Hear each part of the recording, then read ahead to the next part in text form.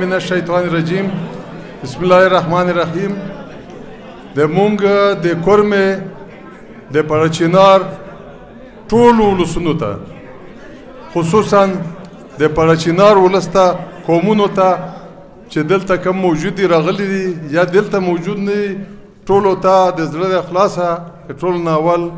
د پښتون قومي جرګې عدالت د طرف نه سلامونه و هغې نه پس چې کوم دی د پښتون جرګې عدالت دا په خیبر کې چې کومه دایر شوې وه د هغې د ایجنډې مطابق موږ تاسو په یوه نتیجه رسېدلي یو چې په دا وطن کې ما مخکې هلته هم دا خبره وکړه په دا وطن کې په نن وخت کې موږ ټول پښتون نه صرف کورمه ټول پښتون په دا ریاست کې دغه ادارو د لاسه د غلامۍ ژوند تېرو بار بار چې کوم دی دوی ته موږ ویلي زر سم بیا یې کورمې خبره او مختصر یې کوم بار بار مې ته ویلي چې دا پالیسي چې کومه تا د تېرو شلو پنځه کالو نه دلته پیاده کړې ده د پښتون په بیلټ باندې دا د جنګ پالیسي دغه پالیسي چې کوم دی نه د ریاست ته ګټه وکړه نه یې ولس ته ګټه وکړه نه یې ما وطن ته وکړه نه په ریاست ترقي وکړه خو غلطه ده که نه دغه په نتیجه کې دغه پالیسۍ په نتیجه کې د ټول پښتون ولس په خاوره اور بل دی که هغه فرقه وارانه وي که هغه چې کوم دی په مسلک باندې وي که هغه د بل په لاس د استعمالولو خبره وي خو د ما په وطن باندې د غیرو جنگ روان کړی پردی جنگ روان کړی وایي دغه پردي جنگ په وجه زه تباه شوم و دا کومه پالیسي چې دغه جنگ دپاره جوړه کړې ده موږ بار بار ورته وایو دغه ځای نه یو وارې بیا ورته وایو چې موږ په کومه سلسله کې دلته راغلي یو د امن په سلسله کې موږ دغه ریاست نه دا بیا درخواست کوو چې په دا پالیسي کې هیڅ فایده نشته بدله یې کا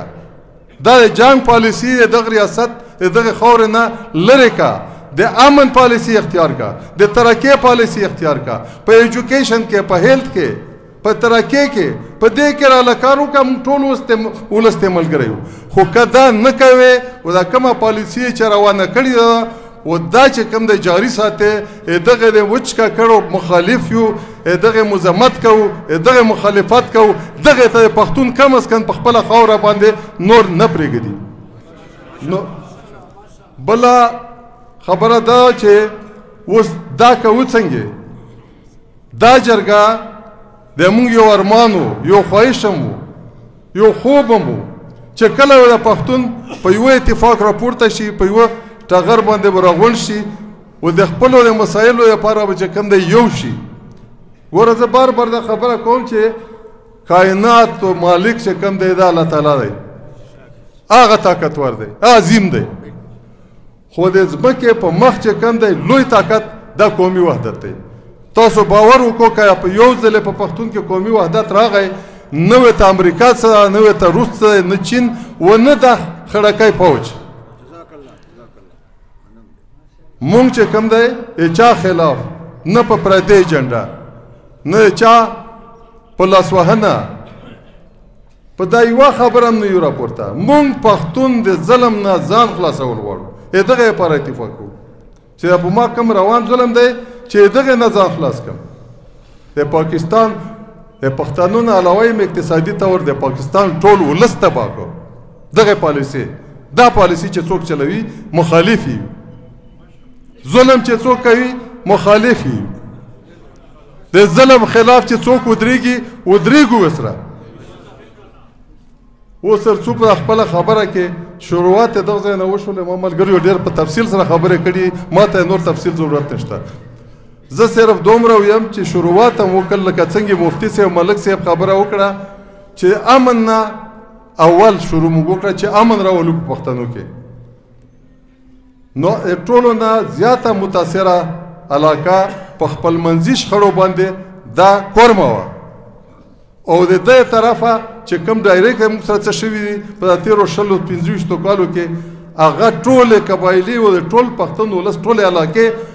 متاثره دي او په زرګونو کې دا ډیټا موږ په جرګه کې پیش کړه چې دومره مړي شوي دي چې ما دغه پالیسۍ تحت شوي دي، دومره مې خلک ورک شوي دي، دومره مې زخمیان شوي دي، دومره مې کورونه ویران شوي دي، دومره مې جاني او مالي تاوان شوی. خو داسې شوبه نه پاتې چې ما تاوان د دغه پالیسۍ په نتیجه کې نه وي شوی.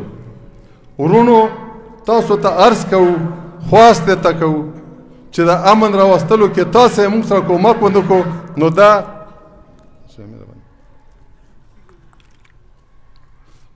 تاسو یې کومک تاسو یې تعاون نه بغیر دا نشي کېدی.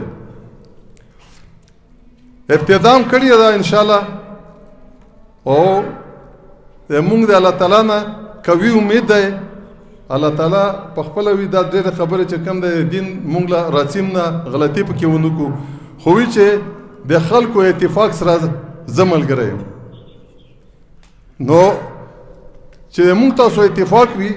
نو الله تعالی یو ملګرتیا کوي. بله خبره ټول نه لویه ده چې موږ په حق یو